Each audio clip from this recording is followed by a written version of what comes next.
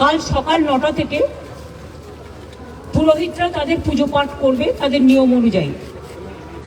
জগন্নাথ ধাম দেখতে পারে, তারা যদি একদিকে এসে আরেকদিকে বেরিয়ে যায় রথ দেখে কোনো অসুবিধে নেই, তাহলে আবার অন্য লোকেরা সুযোগ পাবে।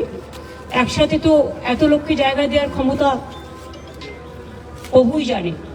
যাই হোক, মানুষ আসুক, কিন্তু তারা জগন্নাথ ধাম মন্দির খোলা থাকবে, কারণ আমরা পাথরের সেটাও তুলবে 9:30টার পর।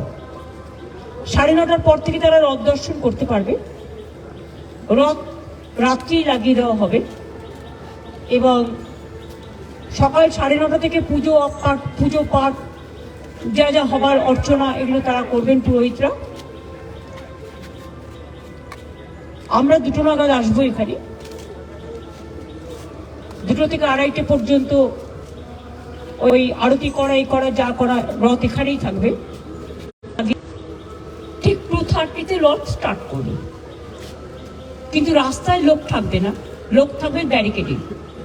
দুদিকে ব্যারিকেড করা হয়েছে যাতে কোনো স্ট্যাম্পেড হওয়ার সম্ভাবনা না থাকে। প্রেসকেও আপনারা জানেন যে একটা হল্টিং স্টেশনে আপনাদের জন্য হোল্ড এরিয়া করে দেওয়া হয়েছে, হোল্ডিং এরিয়া। রথ কিছুটা যেতে যেতে কিছুটা থামবে, কারণ পথ তো খুব কম, মাত্র 1.5 কিলোমিটার মাসির বাড়ি যাওয়া। একটু যেতে যেতে একটু থামবে, যেখানে মানুষ থাকবে তারা দেখতে পাবে, দর্শন করতে পারবে। আর দড়ি তো আমরা পুরো এর সাথে ছুঁয়ে দিচ্ছি, সুতরাং তারা দড়িটাও স্পর্শ করতে পারবে, যেহেতু আমাদের ব্যারিকেডের সাথে দড়ি ছোঁয়ানো থাকবে, রথের দড়ি।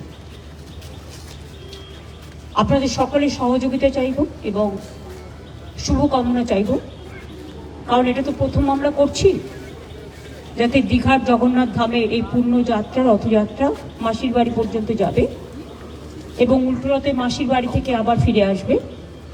উভয় যাত্রায় যাতে শান্তিপূর্ণভাবে সুন্দরভাবে সমাপন হয়, আপনাদের সকলকেই স্বাগত জানিয়ে আপনাদের সকলের শুভকামনা এবং সহযোগিতা আবেদন করছি।